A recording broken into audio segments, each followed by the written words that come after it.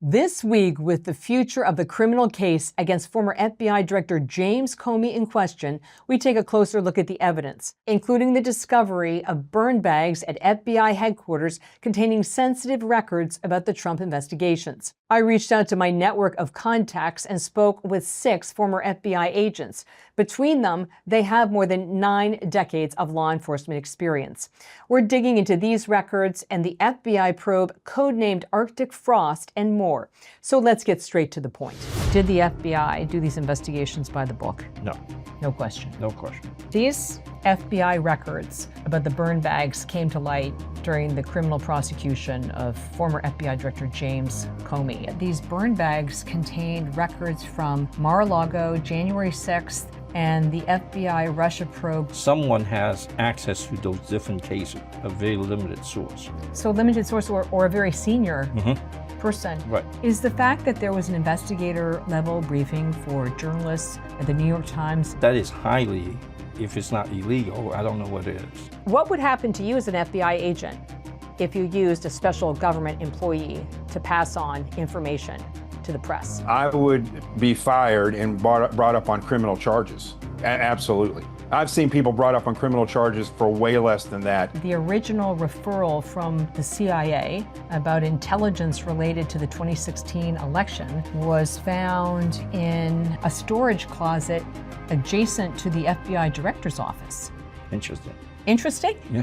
The CIA warns the FBI, and then at the same time, they're applying to the National Security Court using information, which is opposition research. Right. It's very coordinated to me. When you have the intelligence community, plus the DOJ, plus the FBI, you can ruin somebody's life by just open investigation on them.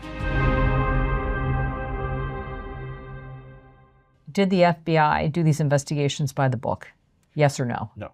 No question. No question. We sat down with Andy Lim, who spent 2 decades with the FBI doing violent and organized crime as well as terrorism. These FBI records about the burn bags came to light during the criminal prosecution of former FBI Director James Comey. These records show the burn bags were identified at FBI headquarters in room 9582. You worked at headquarters. Where is room 9582? It's on the 9th floor. Based on these records, do you believe the FBI knows who put those burn bags in the room?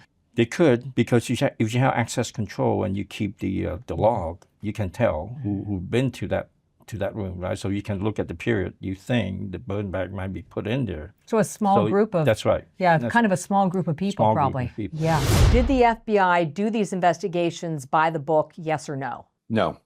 No question in your mind? No, there's no question in my mind, because investigations aren't typically carried out by executives in the FBI. They're carried out by agents and supervisors and squads. Former FBI agent Jonathan Gilliam also went on the record about the burn bags and what he describes as irregularities. It confirms that there are records related to Mar-a-Lago, January 6th, and the Crossfire Hurricane probe. As a trained investigator, what does that tell you? It tells me that somebody was doing a sweep and putting things in these burn bags that didn't follow the standard and usual process that you would see. I want to drill down a little deeper into the records. It says that these burn bags contained records from Mar-a-Lago, January 6th, and the FBI Russia probe codenamed Crossfire Hurricane. What do you make of that? Well, it looks like someone has access to those different cases. So I would say it come from probably a very limited source. So limited source or a very senior person. Right. So this is unusual. This is not routine. It is. It's not routine. Is there anything else that, stands out about the burn bag records? It's interesting to me that why people did not destroy it, and to me it seemed like it is either the person know that it's a serious offense and they don't want to be a criminal, or they want to let whoever came behind to see the records, right? So that this is, this was wrong, and they want to remain anonymous, so they would just put it out, put it somewhere so that somebody can discover it. It's possible a whistleblower or FBI employee Right. wanted to preserve these records so that the Trump administration could Could be. tackle it. Right, could be. I don't know the motive, obviously.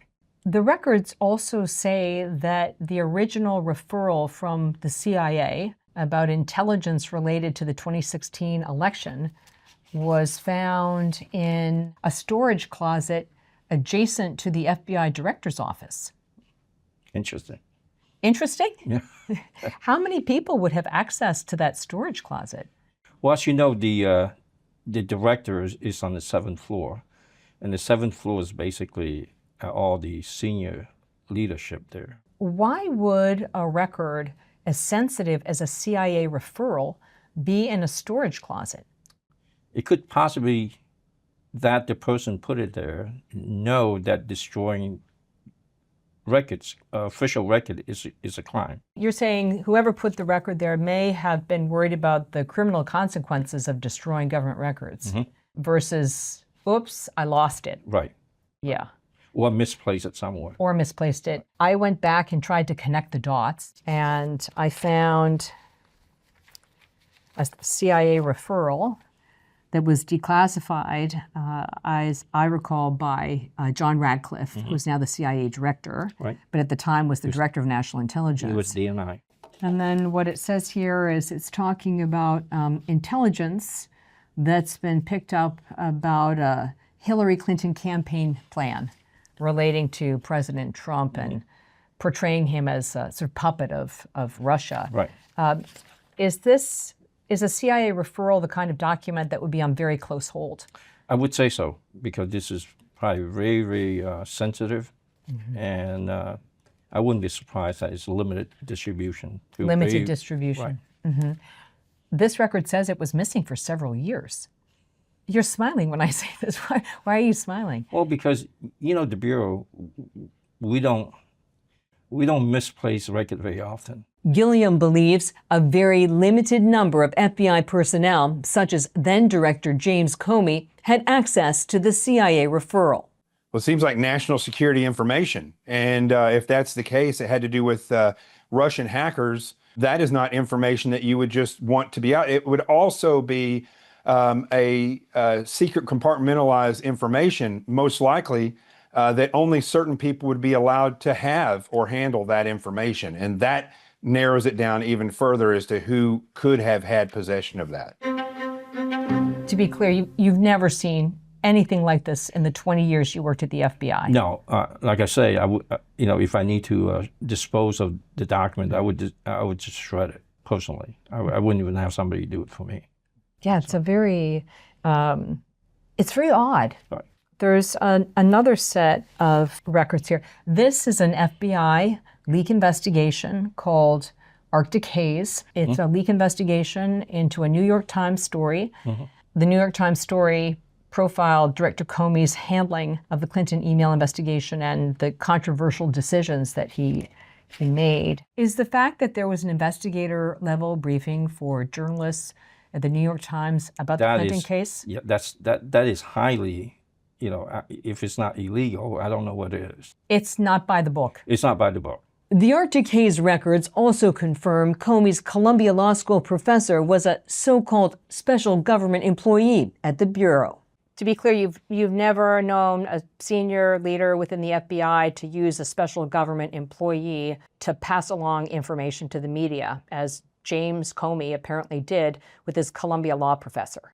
I've never seen it. From my level, I've never heard of such a thing. So it's unusual. Again, falling right in line with everything else. What would happen to you as an FBI agent if you used a special government employee to pass on information to the press? If I went out and gave the media information that was classified or had to do with the case, I would be fired and brought up on criminal charges. Absolutely. I've seen people brought up on criminal charges for way less than that. And the Bureau does not play when it comes to its investigators who break the rules and policies and laws. The FISA court or the National Security Court's a very, very small court. Most Americans don't know a lot about it, but in this case, the FBI under Director Comey went to the National Security Court and said, we want to have surveillance warrants on this Trump campaign aide Carter Page. Right. The application for the surveillance, it's citing a news article and a Western intelligence source. Have you ever seen a surveillance application that cites a news story? No. When I did my FISA in the terrorism cases, the only information that I use to support my applications are intelligence community intelligence report or third country intelligence report. I never use a news article because, as you know, news article does not go through any kind of vetting. That crosses a lot of red lines as an investigator. Right. I mean, that's not evidence. I just made it up. You have kind of a look of shock on your face about it. Yeah, it's shocking to me that somebody can do something like that. Another thing too, I think the first FISA application on Carter Page is signed by Director Comey. So in my 20-some-odd years as a special agent working cases, I never heard of a case being signed by the director, the application, the affidavit signed by the director. Why is it significant to you that Director Comey signed this surveillance application? It could be, in my opinion, influence the judge, right? And say, hey, this comes from not just anybody, but from the director. So you need to green light it. Yeah. That to me, that's what it seemed to me. I don't know. But it's very significant. Yeah, it is to me. I never seen the director signing an affidavit before. It just seems to me, I'm not a trained investigator like you, but what it looks like, the CIA warns the FBI in September of 2016 that there may be an op going on. They need to kind of be aware. Right. And then at the same time, they're applying to the National Security Court using information, which is opposition research. Right. It's very coordinated to me, right? And that's why I think it's also in public domain that DNI Clapper tried to get everybody on the same sheet of music. I have a Clapper email right here. This was sent in December of 2016, and he goes on to say, this one project has to be a team sport. So it's coordination, right? Right. I mean, we need to all be on the same page. Right. The head of the NSA, Admiral Mike Rogers, he pushes back. Right. It's very clear. He's basically say, I have not seen the intelligence that we should change our assessment, right? I mean, initially they have assessments that say the Russian has nothing to do with it. They did not try to change the vote. That was the initial assessment. And I think Admiral Rogers is saying, hey, if you want to change to a different assessment, my people and my team does not have the information, the underlying intelligence to support that claim. You have experience in law enforcement and you have experience in the intelligence community. Correct. What would it take for the head of the National Security Agency, Admiral Rogers, to push back against the other agencies? I think it took a lot of courage from Admiral Rogers, because he basically telling his boss he disagree with it.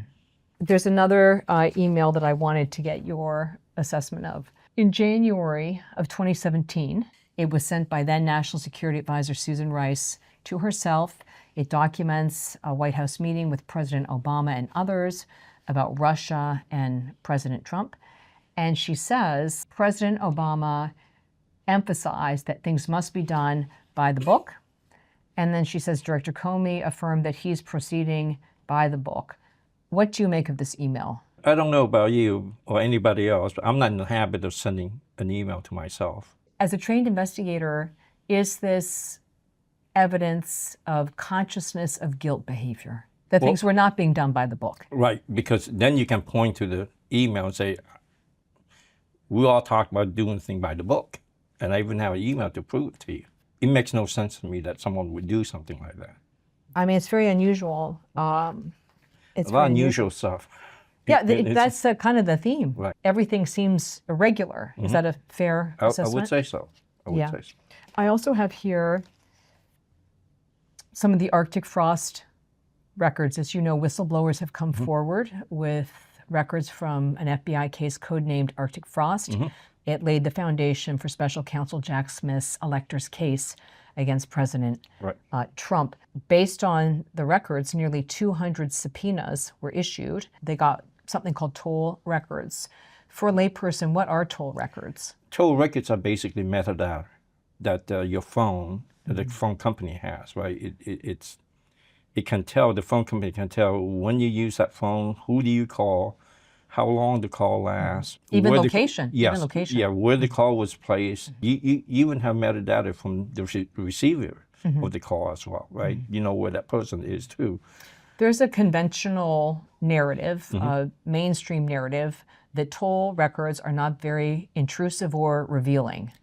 Is that accurate? No, I would disagree with that because, as I said, if I don't have enough predication to move on to a full investigation, what I usually do, because getting a toll record is, the standard is not very high to me, I can just ask for the toll records, and then I can connect the dot between my subject and who else that person's talking to. And from the analysis of the toll record, you can get a pretty good picture of how often they talk, how long do they talk, when do they talk, as you know, do you talk on the weekend, during working hours, after hours, how late in the night they talk. As someone who's devoted their life to public service in the FBI and in law enforcement, how do you feel about that? I'm very concerned because, as you know, I think me in particular, having working from the inside, know how powerful the FBI is, right? And you should look at my credential. I have the authority to collect evidence and to arrest people. These are very, very serious authority that we have. And you can ruin somebody's life by just open investigation on them. Whatever your politics, it appears to be a terrible misuse of government power. I think so. Especially when you have the intelligence community, plus the DOJ, plus the FBI, right? That's a tremendous amount of power that's being applied. I've worked in Washington, D.C. for more than 2 decades. I came here in October of 2001 after the 9/11 terrorist attacks. I have a fairly robust network of law enforcement and national security contacts, and I wanted to share some of that expertise with you. So you have more information, you can make informed decisions and judgments about the mainstream narrative that the FBI probes into President Trump were done by the book. We'll see you next time on Straight to the Point.